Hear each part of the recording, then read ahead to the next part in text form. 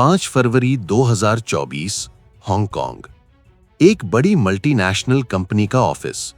एक बिल्कुल आम काम का दिन। सुबह के ठीक 9 बजे एक मुलाजिम अपनी डेस्क पर बैठा कंप्यूटर पर काम कर रहा था कि अचानक स्क्रीन पर एक ईमेल नमूदार हुई। ये कोई आम ईमेल नहीं थी। भेजने वाला कंपनी का chief financial officer Rob Boardman.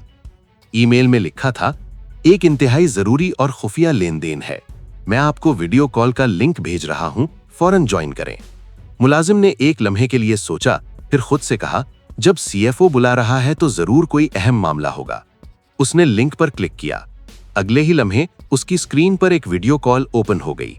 सामने खुद चीफ फाइनेंशियल ऑफिसर मौजूद थे। उनके साथ हांगकांग ऑफिस का एक सीनियर मैनेजर और 3 मजीद मुलाजमीन, वही चेहरे जिन्हें वो रोज ऑफिस में देखता था। सब कुछ बिल्कुल नॉर्मल लग रहा था। चेहरे जाने पहचाने, आवाजें साफ, अंदाज बिल्कुल वैसा ही जैसा हकीकत में होता है। चीफ फाइनेंशियल ऑफिसर ने संजीदा लहजे में कहा, सुने, एक इमरजेंसी ट्रांजैक्शन है। $25 मिलियन फौरन ट्रांसफर करने हैं 5 मुख्तलिफ बैंक अकाउंट्स में, अभी इसी वक्त। इससे पहले कि मुलाजिम कोई सवाल करता, कॉल अचानक खत्म हो गई। चंद लम्हों की खामोशी के बाद उसने वही किया जो उसके ख्याल में कंपनी के चीफ ने उसे हुक्म दिया था। $25 मिलियन 5 मुख्तलिफ बैंक्स में फौरन ट्रांसफर कर दिए गए। उसके दिल में इत्मीनान था, बल्कि फख्र भी। ये बड़ी जिम्मेदारी मुझे दी गई है, चीफ को मुझ पर भरोसा है। लेकिन कहानी यहां खत्म नहीं होती। एक हफ्ता गुजर गया, ना कोई कंफर्मेशन ईमेल आई, ना सीएफओ की तरफ से फॉलो अप, ना ही अकाउंटिंग डिपार्टमेंट की कोई एक्नॉलेजमेंट। अब दिल बेचैन होने लगा, सांस भारी, दिल की धड़कन तेज। आखिरकार उसने हिम्मत करके यूके हेडक्वार्टर्स को कॉल की। सर, वो $25 मिलियन वाली ट्रांजैक्शन? दूसरी तरफ चंद लम्हों की खामोशी। फिर जवाब आया, कौन सी ट्रांजैक्शन? हमने ऐसी कोई रिक्वेस्ट ही नहीं की। ये वो लम्हा था जब शक ने हकीकत का रूप इख्तियार कर लिया। मुलाजिम ने फौरन हांगकांग पुलिस को इत्तला दी, कंपनी की सिक्योरिटी टीम को अलर्ट किया, बैंक से ट्रांजैक्शन फ्रीज करने की रिक्वेस्ट की। लेकिन अब बहुत देर हो चुकी थी। असल हकीकत यह थी कि वीडियो कॉल पर नजर आने वाले वो तमाम लोग, हत्ता कि चीफ फाइनेंशियल ऑफिसर भी, हकीकी नहीं थे। वो सब डीप फेक एआई टेक्नोलॉजी की मदद से बनाए गए थे। और सिर्फ एक स्कैमर ने चंद मिनटों में कंपनी को $25 मिलियन का चूना लगा दिया। Just last month, a finance worker in Hong Kong got scammed into paying a whopping $25 million to scammers. He's suggesting it came out of nowhere. What we subsequently learned, legendary cricketer Sachin Tendulkar has fallen prey to the dangerous trend of deep fakes. He has now denounced a deep fake video. This is a deep fake example of what is possible with powerful computer and editing.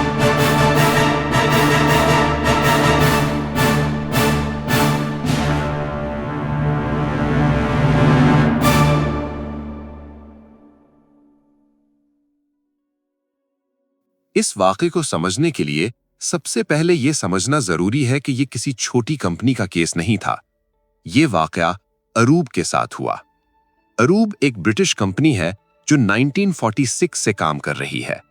यानी ये company उस वक्त से exist करती है जब दुनिया अभी मॉडर्न टेक्नोलॉजी से बहुत दूर थी। इतनी पुरानी कंपनी सिर्फ इसलिए जिंदा नहीं रहती कि वो बड़ी होती है, बल्कि इसलिए कि लोग उस पर भरोसा करते हैं। अरूब का काम सिर्फ पैसे का लेना देना नहीं। ये कंपनी शहरों के लिए ब्रिजेस डिजाइन करती है, एयरपोर्ट्स प्लान करती है, ऊंची इमारतों के स्ट्रक्चर बनाती है और गवर्नमेंट्स के लिए लार्ज प्रोजेक्ट्स हैंडल करती है। इसका मतलब यह है कि अरूब के डिसीजंस सिर्फ बिजनेस पर नहीं, लोगों की जिंदगी पर असर डालते हैं। इसी वजह से अरूब दुनिया के बहुत से मुल्कों में काम करती है। ये कंपनी 30 से ज्यादा कंट्रीज में प्रेजेंट है, 90 से ज्यादा ऑफिसेज ऑपरेट करती है और 18,000 से ज्यादा लोग इस सिस्टम का हिस्सा हैं। ये एक ऐसा नेटवर्क है जहां रोजाना बहुत बड़ी रकम मूव होती रहती है। अब बात आती है हांगकांग ऑफिस की। हांगकांग ऑफिस सिर्फ एक ब्रांच नहीं था, ये एशिया के प्रोजेक्ट्स का सेंट्रल पॉइंट था। यहां से पैसे के फैसले होते थे, पेमेंट्स प्रोसेस होती थीं और इंटरनेशनल बैंक्स के साथ डेली काम होता था। ये ऑफिस स्पीड पर चलता था क्योंकि बिजनेस यहां रुकता नहीं। इस तरह के एनवायरनमेंट में हर चीज स्लो नहीं होती। यहाँ ट्रस्ट का मतलब होता है कि काम रुके बगैर हो। इसीलिए फाइनेंस डिपार्टमेंट के कुछ लोगों को डायरेक्ट पेमेंट एक्सेस दिया जाता है। ये एक्सेस हर किसी को नहीं मिलता। वो एम्प्लॉय जिसके साथ ये वाकया हुआ कोई आम बंदा नहीं था। वो रोजाना पैसे से रिलेटेड काम करता था, बैंकिंग प्रोसेस समझता था और सिस्टम के अंदर ट्रस्टेड माना जाता था। उसके लिए पैसे मूव करना कोई नई या डरावनी बात नहीं थी। इस सिस्टम के बिल्कुल ऊपर चीफ फाइनेंशियल ऑफिसर होता है। सीएफओ का मतलब होता है फाइनल अथॉरिटी। अगर सीएफओ अर्जेंटली कहे तो नॉर्मली सवाल बाद में होते हैं, पहले काम होता है। ये कंपनी कल्चर का हिस्सा था और सालों से चल रहा था, और यही जगह जहां से कहानी का रुख बदलता है। मसला ये नहीं था कि सिस्टम कमजोर था, मसला ये था कि सिस्टम इंसान के भरोसे पर बना था, और जब टेक्नोलॉजी उस भरोसे जैसी दिखने लगे तो फिर एक्सपीरियंस भी कंफ्यूज हो जाता है। और यहीं से कहानी असल तौर पर और ज्यादा गहरी हो जाती है, क्योंकि मसला न सिस्टम का था और न ही किसी सॉफ्टवेयर का, मसला इंसान के दिमाग का था। स्कैमर्स ने कंपनी के सर्वर्स पर हमला नहीं किया, उन्होंने किसी फायरवॉल को क्रॉस नहीं किया, बल्कि उन्होंने पहले ये समझा कि कंपनी के अंदर फैसले कैसे होते हैं, कौन किस पर भरोसा करता है। इस एम्प्लॉय को अचानक टारगेट नहीं किया गया। मुमकिन है कि महीनों तक उसे देखा गया हो, उसकी पोजीशन समझी गई हो, उसका रूटीन ऑब्जर्व किया गया हो, ये जाना गया हो कि वो रोज किस किस्म के पेमेंट्स करता है और किस अथॉरिटी पर बिना सवाल के अमल करता है। ये एक स्लो और खामोश प्लानिंग थी, जहां इंफॉर्मेशन थोड़ी थोड़ी करके इकट्ठी होती रही, कभी कंपनी की वेबसाइट से, कभी सोशल मीडिया से, कभी ऑनलाइन मीटिंग्स की रिकॉर्डिंग से, और फिर एक दिन जब सब चीजें परफेक्ट हो गईं, तब वो कॉल आई जो सिर्फ पैसा लेने के लिए नहीं थी, बल्कि सोचने का वक्त छीनने के लिए थी। जब सीएफओ का चेहरा सामने हो, आवाज बिल्कुल असली लगे और साथ ऑफिस के वही लोग नजर आएं जिन्हें आप रोज देखते हैं, तो दिमाग ये नहीं सोचता कि ये झूठ हो सकता है। दिमाग सिर्फ ये सोचता है कि अगर मैं लेट हो गया तो मसला हो जाएगा। इसी साइकोलॉजिकल प्रेशर के अंदर वो हिदायत दी गई जो इस पूरी कहानी का सबसे अहम हिस्सा थी। $25 मिलियन को एक जगह भेजने के बजाय 5 मुख्तलिफ बैंक अकाउंट्स में तोड़कर ट्रांसफर करना। ये बात आम आदमी को अजीब लग सकती है, लेकिन असल में यही वो पॉइंट था जहां स्कैम पूरी तरह कामयाब हो गया। अगर ये पैसा एक ही बैंक में जाता तो एक ही सिस्टम अलार्म बजाता, एक ही जगह फ्रीज लग सकता था और कुछ घंटों के अंदर पूरी रकम रोकी जा सकती थी। लेकिन 5 बैंक्स का मतलब था 5 मुख्तलिफ सिस्टम्स, 5 मुख्तलिफ रूल्स और 5 मुख्तलिफ रिस्पॉन्स टाइम्स। जब तक कंपनी को शक हुआ, जब तक यूके हेड ऑफिस से बात हुई और जब तक बैंक्स को कॉल की गई, उस वक्त तक पैसा एक बैंक से निकलकर दूसरे में मूव हो चुका था, दूसरे से तीसरे में घूम रहा था और कहीं कहीं तो सिस्टम के बाहर जा चुका था।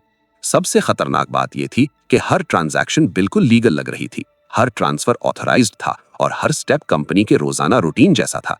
इसीलिए ना बैंक ने रोका, ना सिस्टम ने अलर्ट दिया और ना ही किसी को उस वक्त अंदाजा हुआ कि असल में क्या हो रहा है। इसी जगह पर दोस्तों अब असल बात शुरू होती है, और वो है डीप फेक एआई। अब इस लफ्ज को मुश्किल समझने की जरूरत नहीं। डीप फेक को अगर सीधी जुबान में समझा जाए तो डीप का मतलब होता है गहरा सीखना और फेक का मतलब होता है नकली, यानी ऐसी नकल जो ऊपर से नहीं बल्कि अंदर तक सीख कर बनाई जाए। एआई का काम यह होता है कि वो किसी इंसान के चेहरे को सिर्फ तस्वीर की तरह याद नहीं रखता, बल्कि उसके होंठ हिलने का तरीका, आंखों का झपकना, मुस्कुराहट, गुस्सा, रुक रुक कर बोलना, सब कुछ डेटा की शक्ल में समझ लेता है। जब किसी शख्स की वीडियोस, इंटरव्यूज, मीटिंग्स या रिकॉर्डिंग्स ज्यादा होती हैं, तो एआई उन सब को देखकर एक ऐसा डिजिटल मॉडल बना लेता है जो बिल्कुल उसी तरह रिएक्ट करता है जैसे असली इंसान करता है। अब ये चीज एक दिन में पॉसिबल नहीं होती।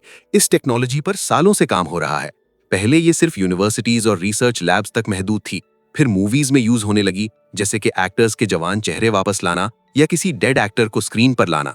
लेकिन जैसे जैसे ये टेक्नोलॉजी सस्ती और पावरफुल होती गई, ये गलत हाथों में भी चली गई। 2019 और 2020 के बाद दुनिया ने पहली दफा देखा कि डीप फेक वीडियोस सिर्फ एंटरटेनमेंट नहीं रहीं, बल्कि पॉलिटिक्स और फ्रॉड का हिस्सा बन चुकी हैं, जब मशहूर लोगों के फेक स्पीचेस और कॉल सामने आने लगे। Here's my plan to restore law and order. This demonstration video has been crafted. This isn't really a concept of perpetual peace. This is deepfake example of what is possible with powerful computer and editing. इससे पहले भी verified cases थे, जैसे 2019 में एक European energy company के CEO की आवाज को कॉपी करके उसके एम्प्लॉई से पैसा ट्रांसफर करवाया गया और उस वक्त भी एम्प्लॉई ने कहा कि आवाज बिल्कुल असली थी। फिर 2022 और 2023 में कई बैंक्स और कंपनीज ने ऑफिशियली रिपोर्ट किया कि उनके एम्प्लॉइज को ऐसी कॉल्स आईं जहां आवाज और अंदाज बिल्कुल उनके सीनियर ऑफिसर्स जैसा था।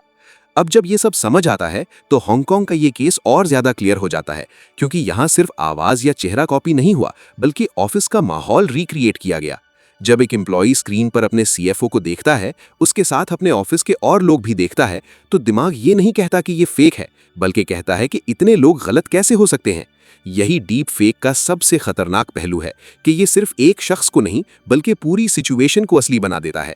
इसीलिए दुनिया भर के एक्सपर्ट्स कह रहे हैं कि ये टेक्नोलॉजी सिर्फ एक टूल नहीं रही, ये ट्रस्ट का नया टेस्ट बन चुकी है, और जो लोग इसे समझ नहीं रहे वो सबसे ज्यादा रिस्क पर हैं। और जब हम ये देखते हैं कि ये सब कुछ हांगकांग जैसे एडवांस्ड फाइनेंशियल हब में हुआ, एक ट्रेन्ड एम्प्लॉय के साथ हुआ, तो फिर ये कहना गलत नहीं होगा कि ये सिर्फ शुरुआत है। क्योंकि अगर आज एक कंपनी का एम्प्लॉय धोखा खा सकता है तो कल कोई भी धोखा खा सकता है। और यही वजह है कि डीप फेक को लोग कह रहे हैं कि ये टेक्नोलॉजी पूरी दुनिया को हिलाकर रख देगी, क्योंकि ये इंसान की सबसे पुरानी कमजोरी पर अटैक करती है। और जब ये सब समझ आता है कि टेक्नोलॉजी ने भरोसे को कितनी आसानी से तोड़ दिया, तो अगला सवाल खुद ब खुद उठता है, अब क्या हुआ? क्योंकि स्कैम यहीं खत्म नहीं होता, असल गेम यहां से शुरू होता है। जब एम्प्लॉय ने यूके हेड ऑफिस से बात की और यकीन हो गया कि ये सब झूठ था, तो सेकंड्स के अंदर पूरा ऑफिस हिला दिया गया। कॉल्स एक के बाद एक की गईं, बैंक्स को बताया गया कि पैसा रोका जाए, सिक्योरिटी टीम्स अलर्ट हो गईं और हांगकांग पुलिस को भी इन्वॉल्व कर लिया गया। लेकिन इस वक्त तक टाइम हाथ से निकल चुका था। इन्वेस्टिगेटर्स ने जब ट्रांजैक्शंस को ट्रेस करना शुरू किया तो सामने एक ऐसी तस्वीर आई जो और ज्यादा परेशान करने वाली थी। क्योंकि पैसा सिर्फ 5 बैंक्स तक महदूद नहीं रहा था, वो ऑलरेडी मल्टीपल लेयर्स में मूव हो चुका था। कुछ अकाउंट्स टेम्पररी थे, कुछ सिर्फ घंटों के लिए जिंदा थे और फिर बंद हो गए जैसे कभी मौजूद ही न थे। हर नया अकाउंट एक और दीवार था और हर दीवार इन्वेस्टिगेशन को स्लो कर रही थी। अथॉरिटीज ने यह भी देखा कि जो वीडियो कॉल हुई थी उसका कोई ट्रेडिशनल ट्रेस मौजूद नहीं था, ना कोई क्लियर आईपी, ना कोई नॉर्मल रिकॉर्डिंग। सब कुछ टेम्पररी और डिस्पोजेबल सिस्टम्स के जरिए किया गया था। यानी ये सिर्फ पैसा चोरी करना नहीं था, ये गायब हो जाना भी प्लानिंग का हिस्सा था। इस स्टेज पर सबसे ज्यादा अनकंफर्टेबल सवाल उठाया गया, क्या एम्प्लॉय खुद इन्वॉल्व था? क्योंकि जब इतनी बड़ी रकम किसी के कहने पर मूव होती है तो पहला डाउट अंदर के लोगों पर ही जाता है। एम्प्लॉय से पूछताछ हुई, उसके काम का हिस्ट्री चेक किया गया, उसके डिवाइसेस फॉरेंसिक्स के लिए लिए गए, उसकी हर मूवमेंट और डिसीजन को रिवर्स में देखा गया। लेकिन धीरे धीरे ये बात क्लियर होती चली गई कि उसने कोई रूल ब्रेक नहीं किया था। उसने वही किया जो उससे एक्सपेक्ट किया जाता था। और इसी बात ने इस केस को और ज्यादा डरावना बना दिया, क्योंकि इसका मतलब था कि ये फ्रॉड किसी कमजोरी की वजह से नहीं हुआ, बल्कि सिस्टम को बिल्कुल ठीक तरह फॉलो करते हुए हुआ। इन्वेस्टिगेशन के दौरान ये भी सामने आया कि ये कोई आइसोलेटेड ग्रुप नहीं हो सकता, क्योंकि इस लेवल का डीप फेक, इस लेवल की कोऑर्डिनेशन और इतनी क्लीन एग्जिट सिर्फ तब मुमकिन होती है जब पीछे ट्रेंड लोग हों जो पहले भी ऐसे केसेस कर चुके हों।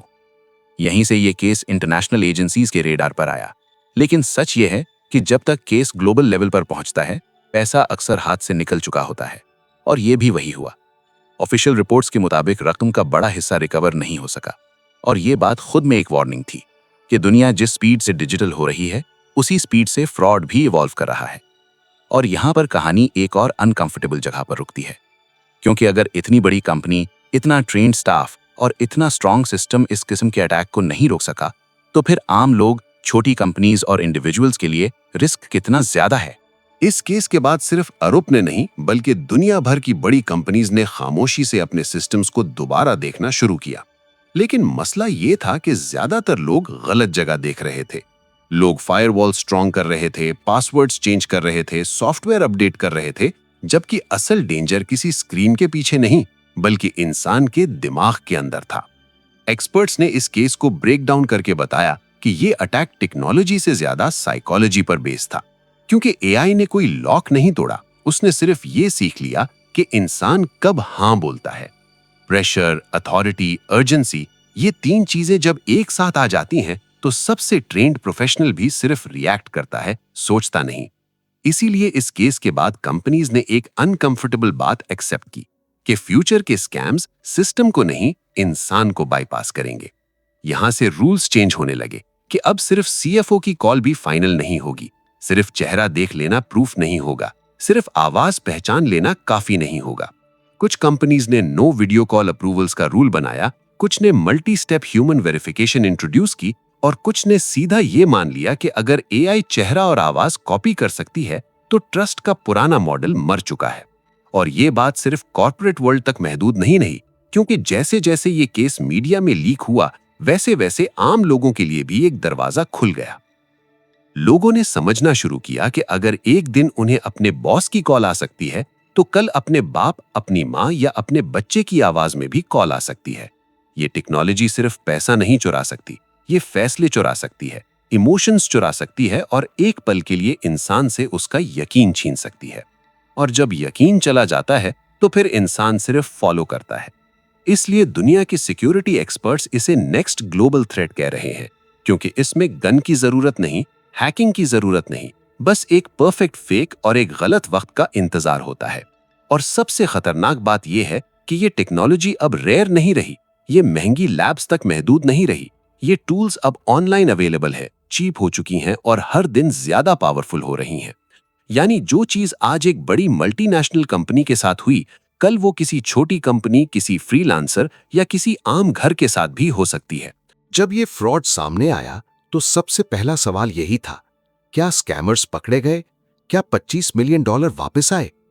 हकीकत यह है कि इस केस में कुछ रकम को फौरन फ्रीज करने की कोशिश की गई, लेकिन ज्यादातर पैसा चंद घंटों के अंदर अंदर बैंकिंग सिस्टम से बाहर निकल चुका था। स्कैमर्स ने रकम पहले 5 मुख्तलिफ बैंकों में तकसीम करवाई, फिर वहां से उसे मजीद लेयरिंग के जरिए आगे बढ़ाया गया, यानी एक अकाउंट से दूसरे, फिर तीसरे, फिर चौथे। कहीं शेल कंपनीज, कहीं आरजी अकाउंट्स और कहीं क्रिप्टो या ऑफशोर चैनल्स। इसीलिए पैसा ट्रेसेबल रह ही नहीं गया।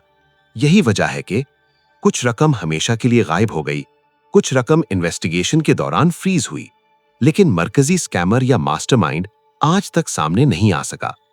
तो क्या ये केस सॉल्व हुआ? कानूनी तौर पर देखा जाए तो नहीं, ये केस आज भी पार्शियली अनसॉल्व्ड है। न किसी को सजा मिली, न पूरी रकम वापस आई। और यही बात इस फ्रॉड को और ज्यादा खतरनाक बनाती है। अब सबसे अहम हिस्सा, हम खुद को डीप फेक एआई स्कैम से कैसे बचा सकते हैं? सबसे पहली बात ये समझ लो, अगर कोई भी शख्स, चाहे वो कंपनी का बड़ा अफसर हो, माली जिम्मेदार हो या आपका कोई बहुत करीबी इंसान हो, अचानक इंतहाई जल्दी, राजदार और गैर मामूली दरख्वास्त करे तो ये खतरे की पहली घंटी होती है। कुछ वाज़ेह निशानियां हमेशा ज़हन में रखो। सिर्फ चेहरा देखकर या आवाज सुनकर यकीन मत करो। हमेशा तस्दीक के लिए कोई दूसरा तरीका इस्तेमाल करो, जैसे दोबारा फोन करना या किसी और रस्मी जरिए से पूछना। किसी भी लिंक पर फौरन क्लिक मत करो, खास तौर पर जब बात पैसों की हो। अगर किसी काम के लिए हद से ज्यादा जल्दी और दबाव डाला जा रहा हो तो फौरन रुक जाओ और सोचो। जाली वीडियो में अक्सर जज्बात गैर फितरी होते हैं, या तो हद से ज्यादा पुरएतमाद होते हैं या बिल्कुल बेअसर लगते हैं। ये भी एक अहम इशारा हो सकता है। याद रखो, असल ताकत टेक्नोलॉजी में नहीं होती, बल्कि आपकी होशियारी और एहतियात में होती है।